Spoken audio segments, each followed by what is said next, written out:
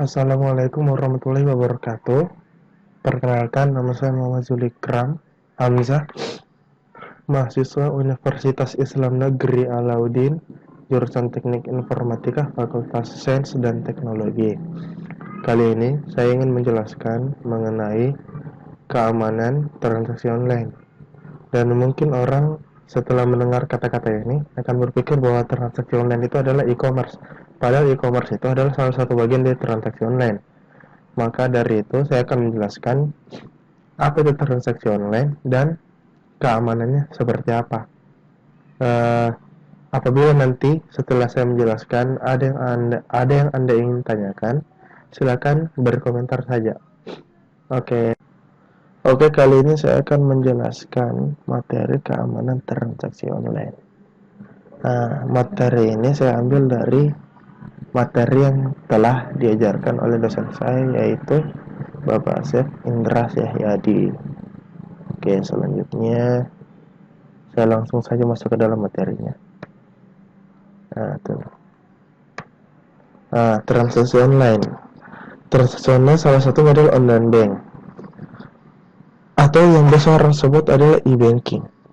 Tujuannya diciptakan seperti ini adalah untuk mempermudah kenyamanan dalam bertransaksi di bank secara online. Namun, keamanan dari transaksi online bank ini masih dipertanyakan atau masih belum memadai karena ada beberapa celah yang telah ditemukan, dan biasa juga ada orang yang sengaja mencari celah tersebut untuk melakukan kenakalan. Tapi kalau celah yang tidak sengaja itu adalah seperti faktor kesalahan manusia atau human error. Selebih dari itu adalah mungkin ada orang yang sengaja ingin membobol sistem tersebut untuk iseng, cari uang, ataupun segalanya, ataupun sebagainya. Ya, seperti hacker, cracker, begitulah.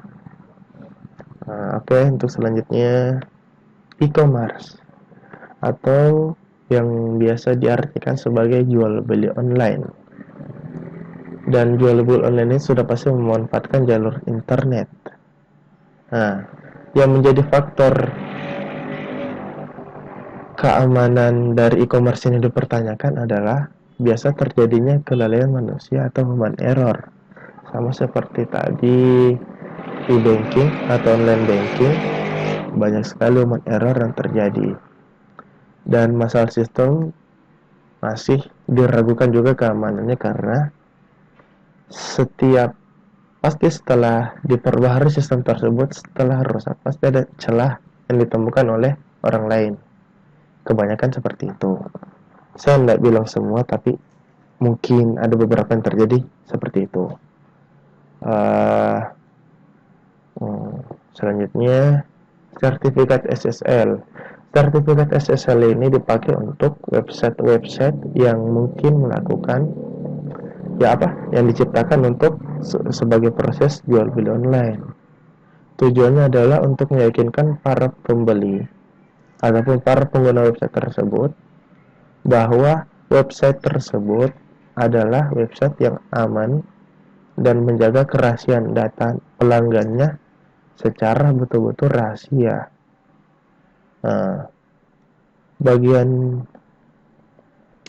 Jadi transaksi online tersebut aman dan tersimpan rahasianya.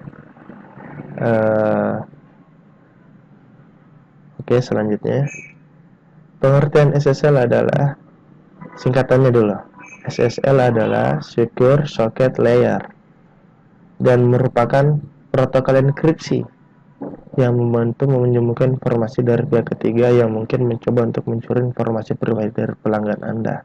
Jadi setiap ada pelanggan yang melakukan transaksi, semua datanya akan dienkripsi dengan algoritma tertentu, dan hanya perusahaan yang menciptakan SSL ini yang tahu algoritmanya apa. Jadi, kalaupun ada orang yang berhasil membobol situs tersebut, mereka hanya dapat membaca kode-kode tidak jelas kode-kode yang tidak bermakna sehingga tidak bisa digunakan. Andaikan orang yang membobol tersebut pintar, mungkin dia bisa buka, mungkin dia bisa baca, tapi menurut saya susah karena kita tidak tahu algoritma apa yang dipakai dalam setiap sertifikat SSL. Dan setiap sertifikat SSL yang ada di dunia yang dipakai website itu berbeda-beda. Tapi ada beberapa perusahaan yang terkenal, yang terpercaya untuk yang menciptakan sertifikat SSL ini karena sudah dikenal sebagai dalam kehandalannya menjaga atau menenkripsi data-data pengguna website. Nah, fungsi utama yang wajib dipenuhi oleh sertifikat SSL adalah dapat mengenkripsi informasi selama transaksi bisnis online, baik itu dari penjual maupun pembeli. Jadi, setiap data pelanggan, setiap data penjual tidak dapat dibaca langsung oleh orang jahil yang sengaja mencari data tersebut. Karena apa? Karena telah dienkripsi. Nah, seperti yang saya jelaskan tadi. Selanjutnya, sebuah sertifikat SSL juga mencakup informasi tentang pemilik situs e-commerce. Jadi pemilik situs website e-commerce tersebut telah masuk datanya di sertifikat SSL yang dia pakai. Jadi setiap pelanggan yang ingin membeli di situs e-commerce tersebut dapat percaya jika sertifikat SSL yang digunakan dalam website e-commerce tersebut sah dan tidak terjadi error dalam proses loading HTTPS-nya. Jadi pemilik situs dan pelanggan saling mempercayai berkat adanya sertifikat SSL ini. Nah, contohnya ini begini. Jika Anda memiliki toko online atau bahkan Anda hanya menggunakan terminal virtual untuk menerima pembayaran kartu kredit, Anda harus memiliki sertifikat SSL. Jika tidak, Anda bisa kehilangan pelanggan karena mereka mungkin tidak percaya bahwa transaksi mereka aman. Nah, itulah gunanya sertifikat SSL untuk membuat pelanggan percaya dan untuk membuat data pelanggan tersimpan secara rahasia dan aman. Oke, selanjutnya cara kerja SSL adalah sertifikat SSL ini bekerja seperti amplop keamanan untuk melindungi informasi pribadi. Sebuah amplop keamanan dengan lapisan ekstra buram untuk memastikan privasi terjaga. Contoh dari cara kerja adalah password yang dikirim ke website tersebut akan dienkripsi sehingga siapapun yang melakukan sniffing atau dengan sengaja mencari password tersebut untuk menggunakannya tidak bisa mendapatkan password yang betul-betul real. Mereka hanya mendapatkan password yang telah dienkripsi dan tidak tahu algoritma apa yang dipakai untuk mengenkripsi password tersebut, sehingga hasil enkripsi password yang didapat oleh sniffer tersebut tidak bisa didekrypt karena mereka tidak tahu algoritma apa yang dipakai. Itu salah satu bagian contoh password. Mungkin kalau data pelanggan yang lain, misalnya itu data pelanggan, nama, alamat, semua dienkripsi.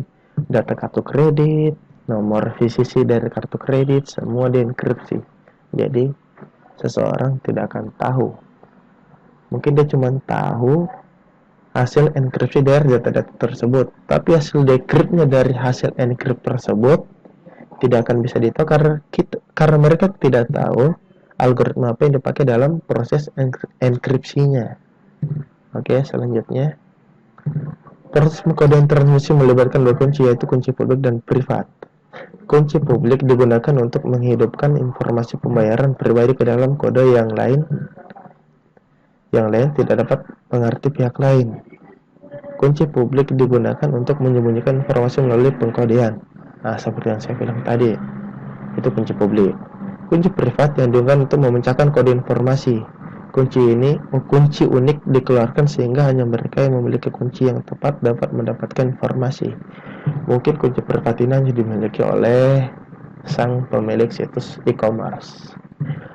Mungkin Anda bisa mendapatkan sertifikat keamanan yang bervariasi, mulai dari enkripsinya 40 bit, keamanan rendah paling rendahnya 40 bit, ataupun untuk yang standar 128 bit, standar untuk situs e-commerce.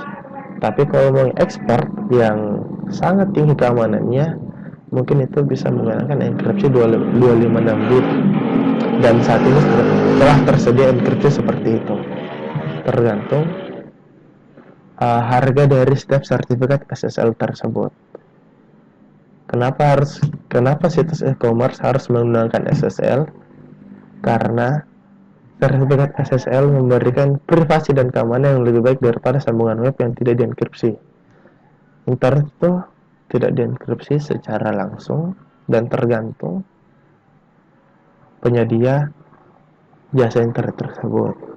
Apalagi internet umumnya itu kan digunakan secara publik umum.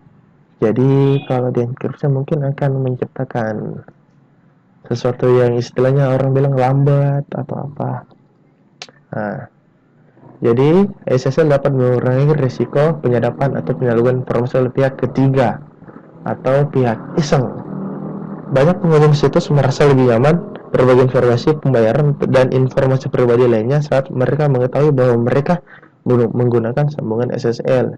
Jadi misalnya pelanggan membuka sebuah situs e-commerce dan situs e-commerce tersebut telah diverifikasi menggunakan SSL yang sah, pelanggan tersebut pasti akan merasa aman, nyaman, dan terbuka saat membagikan informasi.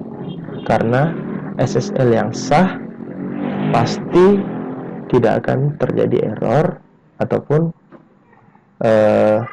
betul-betul menjaga data pengguna website tersebut. Nah, ini salah satu contoh SSL yang sah. Seperti ini. Ini. Kalau muncul seperti ini sudah sah ini. Ini.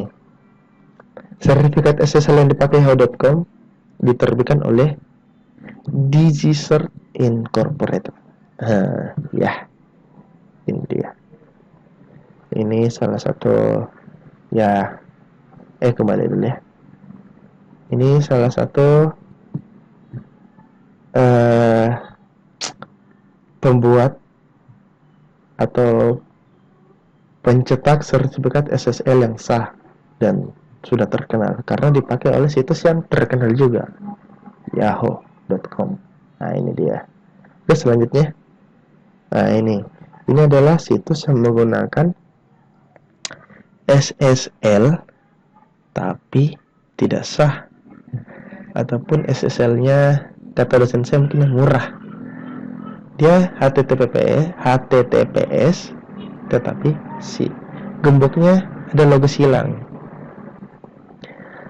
Sambungan di sini, situs ini terenkripsi, tetapi enkripsi itu kan pasti menggunakan sertifikat SSL. Sedangkan sertifikat SSL tersebut tidak sah sehingga terjadi seperti ini. Nah, ini. Sertifikat keamanan situs tidak terpercaya. Mungkin saja sertifikat SSL tersebut penciptanya atau penyedianya baru adalah penyedia yang baru, jadi tidak langsung dapat dibaca oleh browser. Dan seperti yang dijelaskan oleh dosen saya, umumnya kalau seperti yang terjadi seperti ini, kita dapat antara melakukan eksepsi atau pengecualian sehingga bisa lanjut mengakses situs ini, ataupun mendownload dulu sertifikat SSL yang tidak terbaca di browser ini sehingga terbaca di browser, sehingga setelah merefresh situs ini tidak akan terjadi lagi gembok bersilang ini. Oke, selanjutnya. Enggak ada. Terima kasih untuk memperhatikan. Nah, penutupnya ini dia. Oke, setelah melihat penjelasan saya mengenai materi keamanan transaksi online, jika ada yang ingin ditanyakan atau ingin berkomentar, silakan bertanya lewat komentar yang setelah kolom komentar yang telah disediakan di bawah ini. Terima kasih atas perhatiannya. Saya mengucapkan banyak-banyak terima kasih. Assalamualaikum warahmatullahi wabarakatuh. Oke, setelah melihat penjelasan saya mengenai materi keamanan transaksi online, jika ada yang ingin ditanyakan atau ingin berkomentar, silakan bertanya lewat komentar yang setelah kolom komentar yang telah disediakan di bawah ini. Terima kasih atas perhatiannya. Saya mengucapkan banyak-banyak terima kasih. Assalamualaikum warahmatullahi wabarakatuh.